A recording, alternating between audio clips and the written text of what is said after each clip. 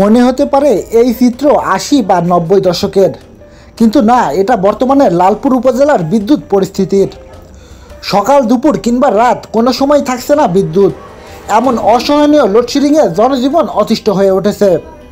দেশের এত এত উন্নয়ন হচ্ছে, ঘরে ঘরে বিদ্যুৎ, অথচ ২৪ ঘন্টার ভিতরে ১২ ঘন্টায় কারেন্ট লাগে না। ১ ঘন্টা আছে, ১ ঘন্টা নাই, আধা ঘন্টা পর পর কারেন্ট হচ্ছে। এভাবে আসলে জীবন চলতে পারে না। বিদ্যুৎ ১ ঘন্টা করে থাকছে এবং ১ ঘন্টা পরে যাচ্ছে, তখন ১.৫ ঘন্টা পর পর আসতেছে। আসলে এইভাবে কি জীবনযাপন করা যায়? এটা কখনোই সম্ভব নয় এভাবে চলা। আমরা তো প্রতিনিয়ত বিদ্যুৎ বিল পরিশোধ করতেছি, আমরা তো আর বাকি রাখতেছি না, তাহলে কেন আমাদেরকে বিদ্যুৎ পাচ্ছি না আমরা? ঘন্টাখানেক থাকছে, ঘন্টাখানেক থাকছে না, এরকম দিনে রাতে ৫-১০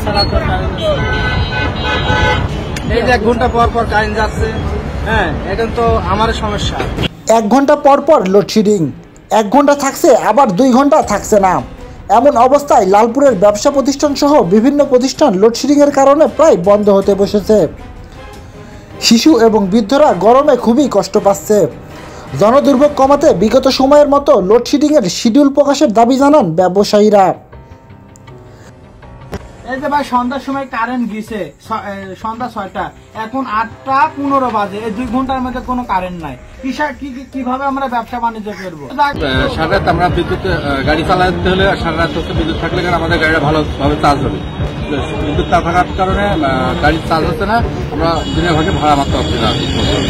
বাচ্চা, যাদের বাচ্চা আছে, আমার যেরকম বাচ্চা আছে, এত কষ্ট, এত কান্না, এভাবে আসলে মেনে নেওয়া যায় না। আমার দাবি, বা আমার বাজারে যারা ব্যবসা করে তাদের পক্ষ থেকে আমার দাবি যে বিদ্যুতের একটা শিডিউল করে দেওয়া হোক এবং সেটা যেন ব্যবসায়ী বান্ধব হয়। এদিকে তীব্র লোডশেডিংয়ের বিষয়ে দুঃখ প্রকাশ করে লালপুর জোনাল অফিসের ডিজিএম রেজাউল করিম বলেন, চাহিদার তুলনায় সরবরাহ কম থাকায় লোডশেডিং চলমান রয়েছে। তবে কিছুদিন পরপরই বিদ্যুতের এই তীব্র সংকট মোকাবেলায় বড় কোনো পদক্ষেপ চান সাধারণ পল্লী বিদ্যুতের গ্রাহকরা। সজিবুল হৃদয়, লালপুর।